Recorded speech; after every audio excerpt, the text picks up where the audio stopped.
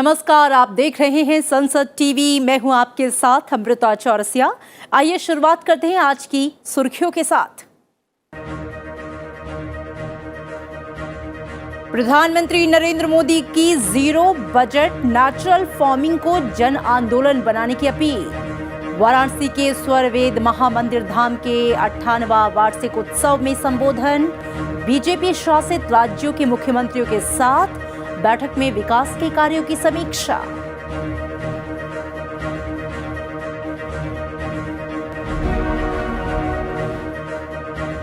राज्यसभा से केंद्रीय सतर्कता आयोग संशोधन और दिल्ली विशेष पुलिस स्थापना संशोधन विधेयक पारित। लोकसभा में वर्ष 2021-22 के लिए अनुपूरक अनुदान मांगों के दूसरे बैच पर चर्चा।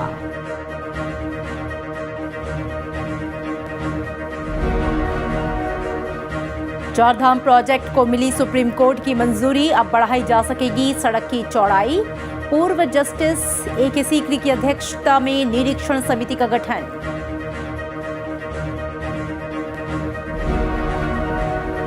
प्रौद्योगिकी ने प्रगति के लिए नए रास्ते खोले। वैश्विक प्रौद्योगिकी शिखर सम्मेलन के उद्घाटन भाषण में विदेश मंत्री का संबोधन। बोरिस जॉनसन ने कहा, ब्रिटेन और भारत स्वाभाविक साझेदार।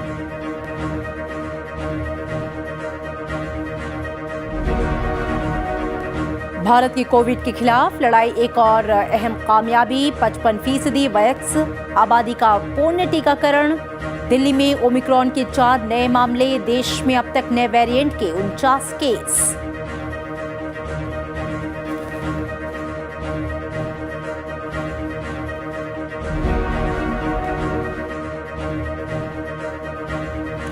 प्रधानमंत्री नरेंद्र मोदी ने जीरो बजट नेचुरल फार्मिंग को एक जन आंदोलन बनाने की अपील की है। उन्होंने कहा कि इसके फायदे के बारे में लोगों को जागरूक किया जाना चाहिए। आज वाराणसी दौरे के दूसरे दिन प्रधानमंत्री नरेंद्र मोदी स्वरवेद महामंदिर धाम के 98वां वार्षिक उत्सव में शामिल हुए। उन्होंने स्वरवेद महामंदिर में सदगुरु सदाफल देव की प्रतिमा पर पुष्प अर्पित किए।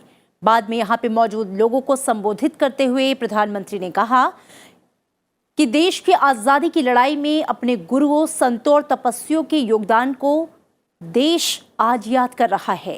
उन्होंने कहा कि स्वाधीनता संग्राम के समय सदगुरु ने स्वदेशी का मंत्र दिया था। आज उसी भाव से आत्मनिर्भर भारत का मिशन शुरू किया गया है। स्वाधीनता संग्राम के समय सदगुरु ने हमें मंत्र दिया था स्वदेशी का। आज उसी भाव में देश ने अब आत्मनिर्भर भारत मिशन शुरू किया है। आज देश के स्थानीय व्यापार रोजगार को, उत्पादों को ताकत दी जा रही है। लोकल को ग्लोबल बनाया जा रहा है।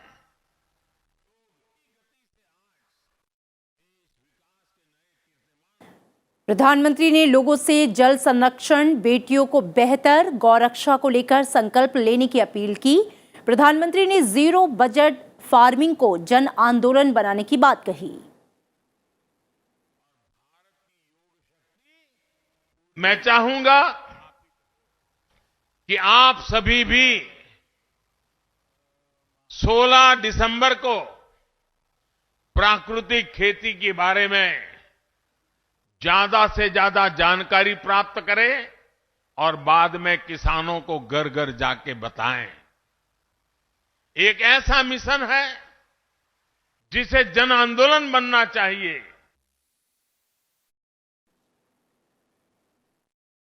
प्रधानमंत्री नरेंद्र मोदी ने बीजेपी शासित प्रदेश के मुख्यमंत्रियों के साथ बैठक की। असम, अरुणाचल प्रदेश, गोवा, गुजरात समेत 12 राज्यों के मुख्यमंत्रियों के साथ बिहार और नागालैंड के उप मुख्यमंत्री भी इस बैठक में शामिल हुए। बीजेपी अध्यक्ष जगत प्रकाश नड्डा और संगठन के राष्ट्रीय महासचिव BL संतोष भी सम्मेलन में मौजूद रहे। इससे पहले कल रात को भी प्रधानमंत्री ने वाराणसी में क्रूज पर बीजेपी नेताओं और बीजेपी शासित राज्यों के मुख्यमंत्रियों के साथ बैठक की थी। आज की बैठक के बाद मीडिया से बात करते हुए पार्टी के अध्यक्ष JP नड्डा ने यह बताया कि विकास के कामकाज पर बात हुई है, सभी मुख्यमंत्रियों ने अपने अपने राज्यों की प्रेजेंटेशन दी है। सभी मुख्यमंत्रियों को कहा गया है कि अपने अपने राज्य में विकास करते समय वाराणसी से प्रेरणा लें। पौराणिकता और आध्यात्मिकता को बरकरार रखते हुए विकास होना चाहिए।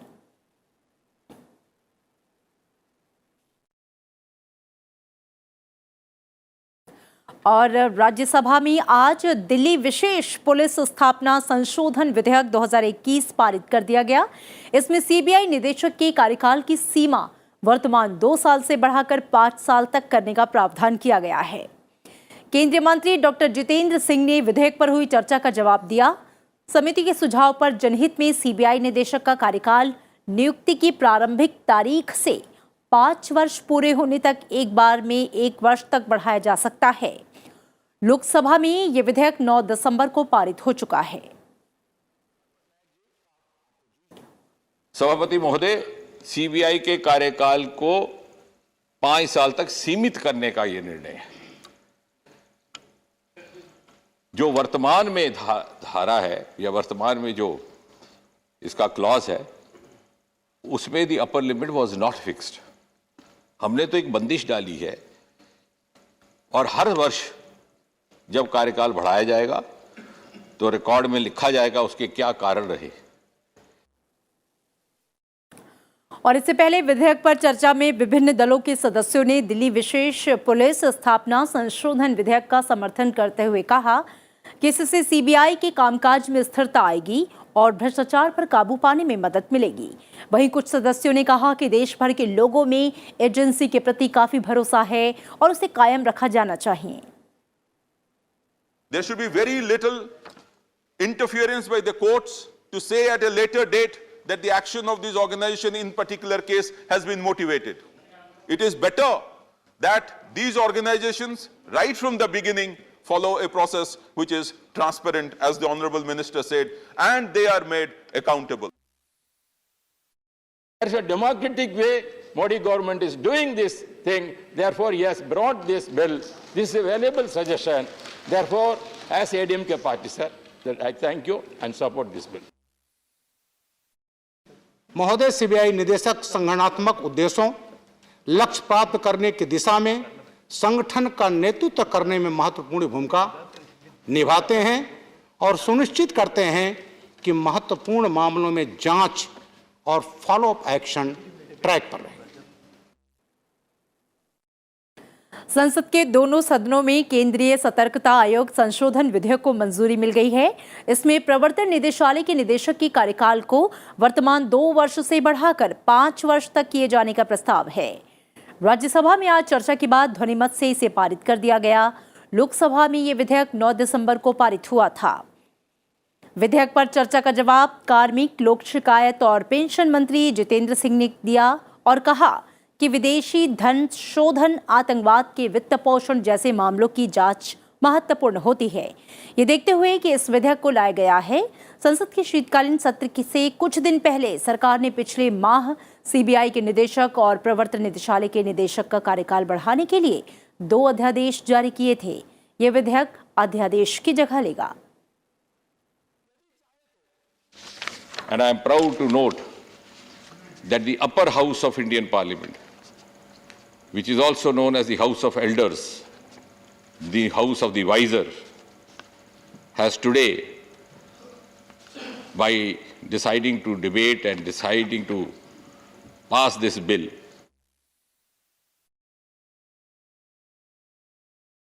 कानून लाया गया, एनफोर्समेंट डायरेक्टरेट का निर्माण किया गया और एनफोर्समेंट डायरेक्टर का निर्माण तो हम करेंगे, इंस्टीट्यूशन होगी, लेकिन आदमी नहीं बैठेगा तो कैसे होगा, इसलिए हम ये भी काम करें। इसके लिए मैं इस बिल का समर्थन करता हूं।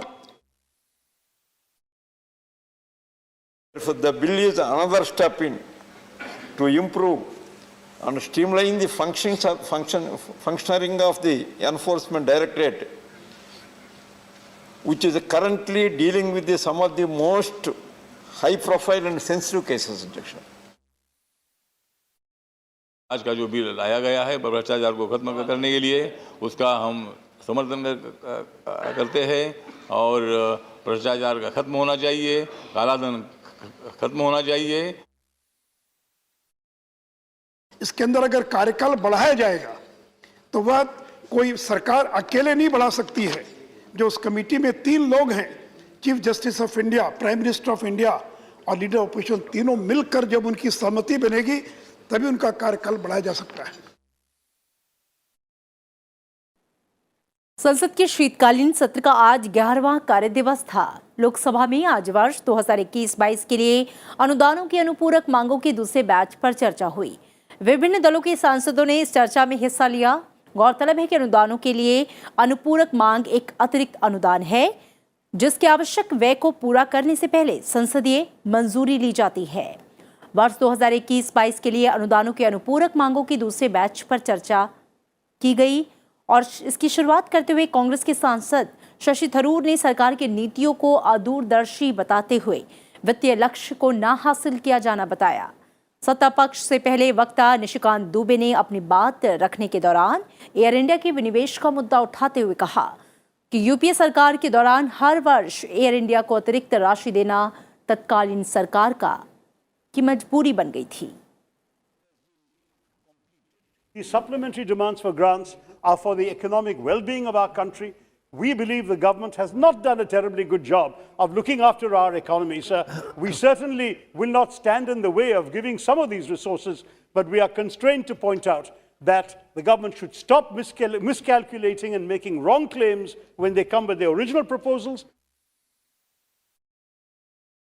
इस इलाके से मैं आता हूं सर, वो एस्पिरेशनल डिस्ट्रिक्ट है और एस्पिरेशनल डिस्ट्रिक्ट के लिए एक तो हमने 115, 117 एस्पिरेशनल डिस्ट्रिक्ट बनाए, उसके डेवलपमेंट के काम चल भी रहे हैं।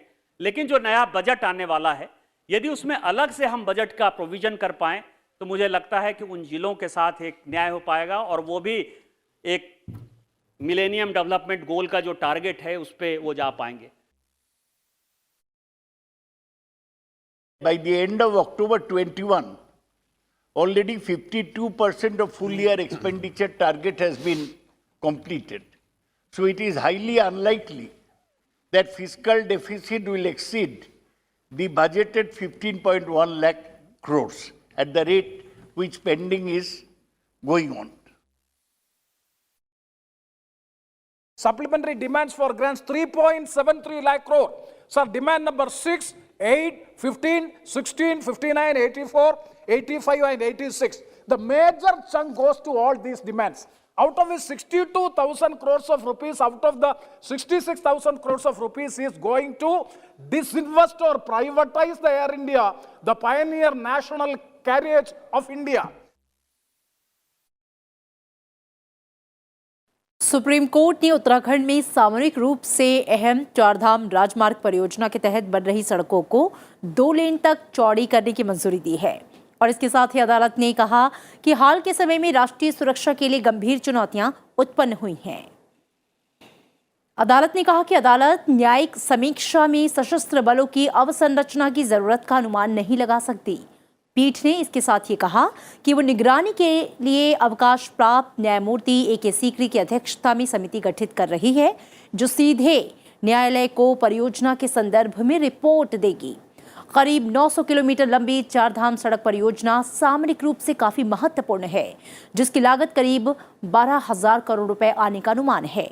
इस परियोजना का उद्देश्य उत्तराखंड के 4 पवित्र शहरों यमुनोत्री, गंगोत्री, केदारनाथ और बद्रीनाथ को हर मौसम में संपर्क प्रदान करना है।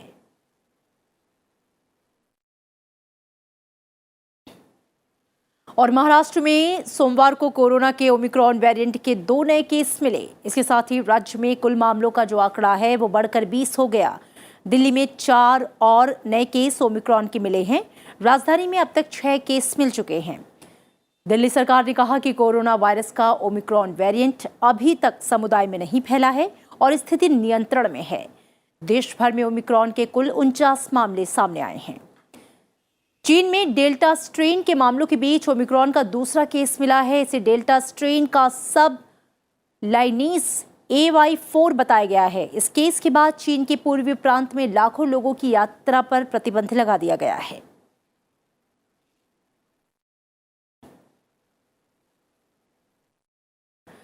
और देश में राष्ट्रव्यापी कोविड टीकाकरण अभियान के तहत अब तक 134 करोड़ से अधिक कोविड रोधी टीके लगाए जा चुके हैं। कल 66,98,000 से ज्यादा लोगों को टीके लगाए गए और इसके साथ ही देश के 55% से अधिक पात्र आबादी का पूर्ण टीकाकरण हो चुका है। केंद्रीय स्वास्थ्य मंत्री मनसुख मांडविया ने ट्वीट करके कहा कि देश ने कोविड से निपटने में एक और महत्वपूर्ण उपलब्धि हासिल की है। हर घर दस्तक अभियान ने कोविड के खिलाफ देश की सामूहिक लड़ाई को और मजबूत किया है। वहीं पिछले 24 घंटों के दौरान 5,784 नए मामलों की पुष्टि हुई है, जबकि 7,995 मरीज स्वस्थ हुए। इसके साथ ही अब तक 3 करोड़ 41 लाख से अधिक लोग स्वस्थ हो चुके हैं। स्वस्थ होने की दर 98.37% है। फिलहाल देश में 88,993 लोगों का इलाज चल रहा है, जो कि पिछले 563 दिन में सबसे कम है।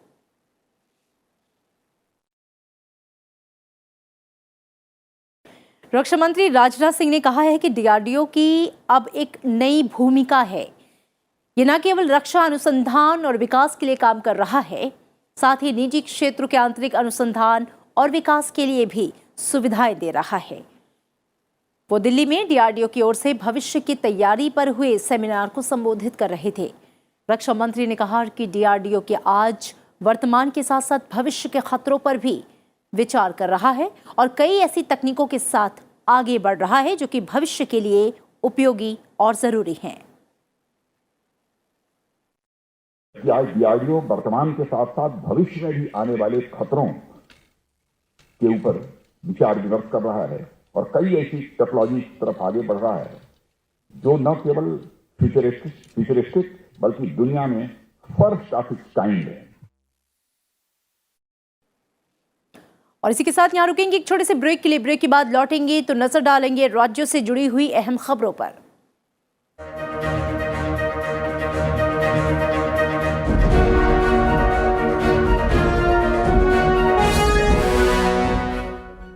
I appeal to all of you. मामले में महत्वपूर्ण मुद्दों को उठाइए।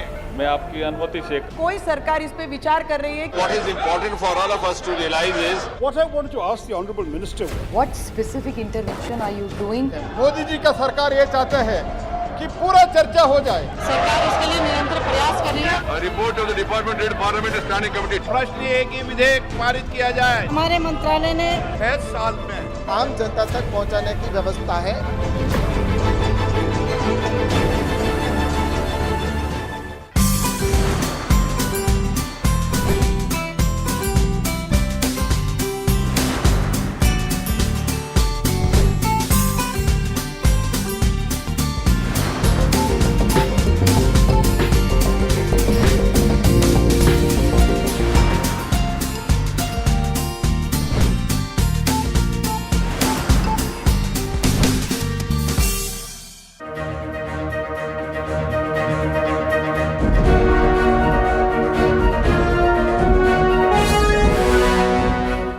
ब्रेक के बाद स्वागत है आपका आज की खबर में और अब नजर राज्यों से जुड़ी हुई अहम खबरों पर।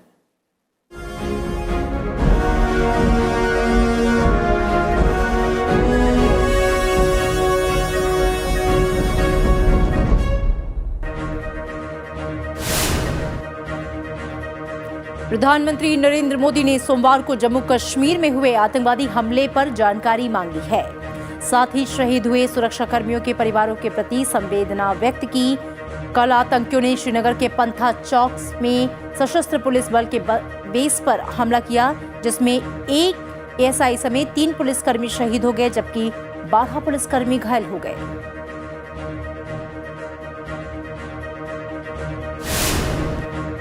रक्षा मंत्री राजनाथ सिंह ने दिल्ली में विजय पर्व के समापन समारोह में देश के विभिन्न इलाकों से लाई गई मिट्टी के मिश्रण को माथे से लगाया। उन्होंने बांग्लादेशी मुक्ति योद्धा और रिटायर्ड सेना अधिकारियों से मुलाकात की, जिन्होंने 1971 के युद्ध में संघर्ष किया था।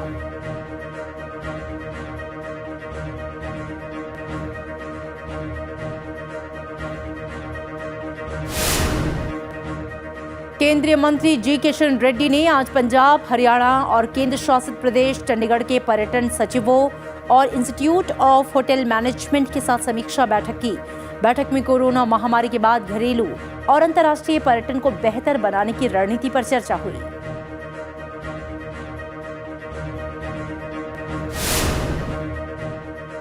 पंजाब के पूर्व मुख्यमंत्री कैप्टन अमरिंदर सिंह अपनी पार्टी को मजबूत करने में जुटे हैं।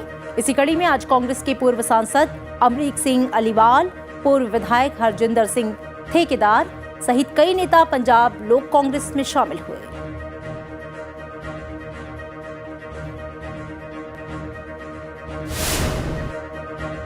पंजाब में अकाली दल के 100 साल पूरा होने पर आज मोंगा में अकाली दल की विशाल रैली का आयोजन किया गया। इसमें पार्टी के प्रधान सुखबीर बादल की ओर से कई ऐलान किए गए। पार्टी ने चुनाव जीतने पर गुरुद्वारों और धार्मिक स्थानों को मुफ्त बिजली देने का ऐलान किया है।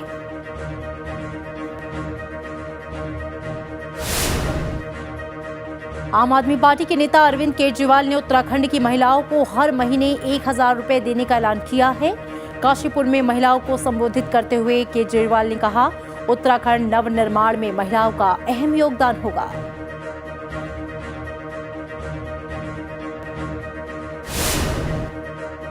समाजवादी पार्टी के राष्ट्रीय अखिलेश यादव का विजय रथ आज जौनपुर पहुंचा, जहां पे लोगों ने उनका स्वागत किया। अखिलेश यादव ने यहां 2 जनसभाओं को संबोधित किया। अखिलेश यादव कल जौनपुर में 4 स्थानों पर सभा को संबोधित करेंगे।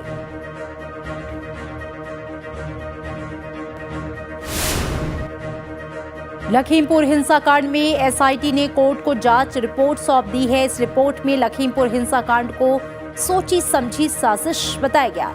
इसके साथ ही केंद्रीय मंत्री अजय मिश्र टेनी के बेटे आशीष मिश्रा टेनी के खिलाफ दर्ज धाराएं भी बदल दी गई हैं।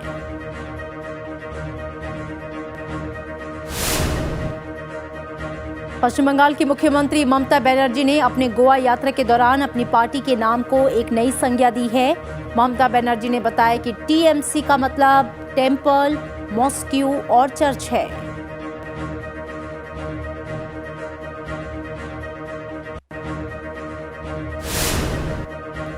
महाराष्ट्र में बीजेपी ने नागपुर सहित राज्य विधान परिषद की 6 सीटों में से 4 पर जीत हासिल कर ली है। वहीं शिवसेना ने अकोला, बुलढाणा, वाशिम सीट पर जीत दर्ज की।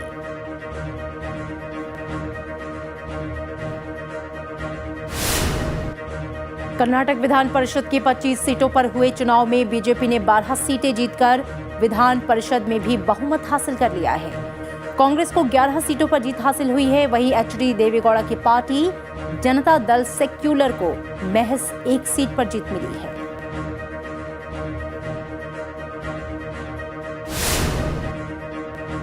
जम्मू कश्मीर में पुंछ जिले की सुरनकोट तहसील के डोरी ढोक में सुरक्षा बलों ने एक आतंकी को मार गिराया। आतंकी के पास से हथियार मिले हैं। फिलहाल सेना पूरे इलाके में सर्च ऑपरेशन कर रही है।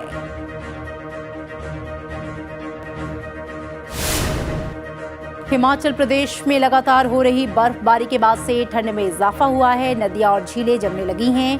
पूरा प्रदेश शीतलहर की चपेट में है। तो वहीं मौसम विभाग ने अगले 3 दिन तक बारिश, बर्फबारी की संभावना जताई है।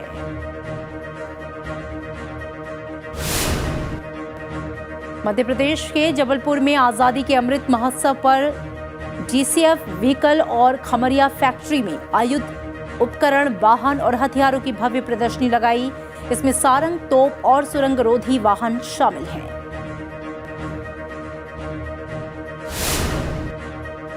दक्षिण कश्मीर में 7 अतिरिक्त जीवाश्म स्थलों की खोज की गई है।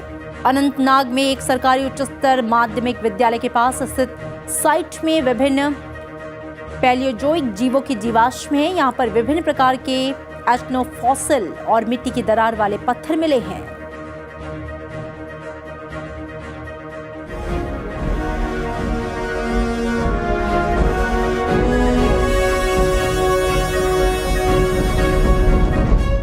और अब कुछ और अहम खबरों पर नजर। विदेश मंत्री डॉक्टर एस जयशंकर ने कहा है कि प्रौद्योगिकी हमेशा दुधारी तलवार की तरह रही है। वैश्विक प्रौद्योगिकी शिखर सम्मेलन 2021 के उद्घाटन भाषण में वर्चुअल माध्यम से उन्होंने कहा कि प्रौद्योगिकी ने प्रगति के लिए नए रास्ते तो खोले हैं, ज्यादा खतरे और संवेदनशीलताएं भी उत्पन्न की हैं। Indeed, technology is today a metric to measure a nation's standing like never before. Within societies, its implications are no less significant and indeed no less transformational. It is a key governance tool that can define the quality of delivery. It is equally an extraordinarily effective communication medium that can change the very nature of politics. Democracy. Bharat ने संयुक्त राष्ट्र सुरक्षा परिषद के उस मसौदा प्रस्ताव के खिलाफ मतदान किया है जिसमें जलवायु परिवर्तन को वैश्विक सुरक्षा चुनौतियों से जोड़ने की बात कही गई है। भारत ने ये तर्क दिया कि ये कदम ग्लासगो में कड़ी मेहनत से किए गए सर्वसम्मत समझौतों को कमजोर करने का प्रयास है। संयुक्त राष्ट्र में भारत के स्थायी प्रतिनिधि टीएस तिरुमूर्ति ने कहा कि जब जलवायु परिवर्तन से निपटने के लिए कदम उठाने और जलवायु न्याय की बात आती है तो भारत सबसे आगे रहता है, लेकिन सुरक्षा परिषद इनमें से किसी भी मामले पर चर्चा करने का स्थान नहीं है। Today's draft UNSC resolution attempts to undermine the hard-won consensus which we reached in Glasgow. This draft resolution will only sow the seeds of discord among the larger UN membership. It sends a wrong message to the developing countries that instead of addressing their concerns and holding developed countries responsible for meeting their commitments under the UNFCCC, we are willing to be divided and sidetracked under the guise of security. This draft resolution is a step backward from our collective resolve to combat climate change. उपराष्ट्रपति M Venkaiah Naidu ने आज दिल्ली में राहुल रवेल द्वारा लिखित पुस्तक Raj Kapoor the master at work का विमोचन किया। इस मौके पर उपराष्ट्रपति ने कहा कि उनकी अधिकांश फिल्मों ने एक महत्वपूर्ण जीवन का सबक दिया है। उपराष्ट्रपति ने फिल्म निर्माताओं और अभिनेताओं से अपनी प्रतिभा का उपयोग लोगों और समाज की भलाई के लिए करने का अनुरोध करते हुए कहा कि भारतीय सिनेमा ने विभिन्न भाषाओं में अपनी स्वयं की एक पहचान बनाई है जो कि सांस्कृतिक एवं क्षेत्रीय सीमाओं से परे है। Cinema is the cheapest entertainment even today. And cinema makes an impact on the minds of the viewers. So it is the duty of the directors, filmmakers, writers, lyricists, whoever it is connected, to maintain certain values, ethics, standards. Lok Sabha अध्यक्ष ओम बिरला ने आज संसद भवन परिसर में पुडुचेरी विधानसभा के नवनिर्वाचित सदस्यों के साथ संवाद किया। लोकसभा अध्यक्ष ने कहा कि सार्वजनिक और निजी जीवन में हमारा आचरण ऐसा हो जो दूसरों के लिए उदाहरण बने। लोकसभा अध्यक्ष ने कहा कि सभी दल चर्चा कर वर्तमान की आवश्यकताओं के अनुरूप विधानसभा के कार्यक्रम में सुधार लाएं। सभी सदस्य ये आकलन करें कि जो नीतियां बनाई जा रही हैं वो जो बजट आवंटित किया जा रहा है उसका लाभ अंतिम व्यक्ति तक पहुंचे। भारत की सर्वोच्च लोकतांत्रिक संस्था संसद के परंपराएं, नियम, परिपाटियों के अनुभव को समझना चाहते हैं और उस बेस्ट प्रैक्टिसेस को, चाहे हमारा छोटा राज्य है लेकिन हम छोटे राज्य के अंदर किस तरीके से लोगों की अपेक्षाएं, आकांक्षाएं, उनके विश्वास, भरोसे को जीतने का काम इन छोटी विधानसभाओं के अंदर करेंगे। दिल्ली हाई कोर्ट ने एक मामले में सुनवाई करते हुए अपने फैसले में ये कहा है कि ये सभी को जानने का अधिकार है कि वो जो खा रहे हैं वो क्या है, वेज या नॉन वेज।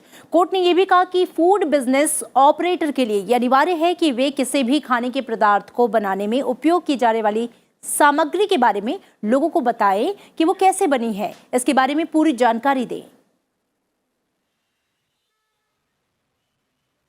नवंबर महीने के लिए थोक मूल्य सूचकांक आधारित महंगाई दर 14.23% रही है, जबकि अक्टूबर महीने में 12.54% थी, जबकि एक साल पहले नवंबर 2020 में थोक मूल्य आधारित महंगाई दर 2.29% रही थी।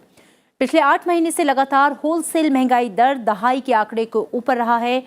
वाणिज्य मंत्रालय ने ये आंकड़े आज जारी किए।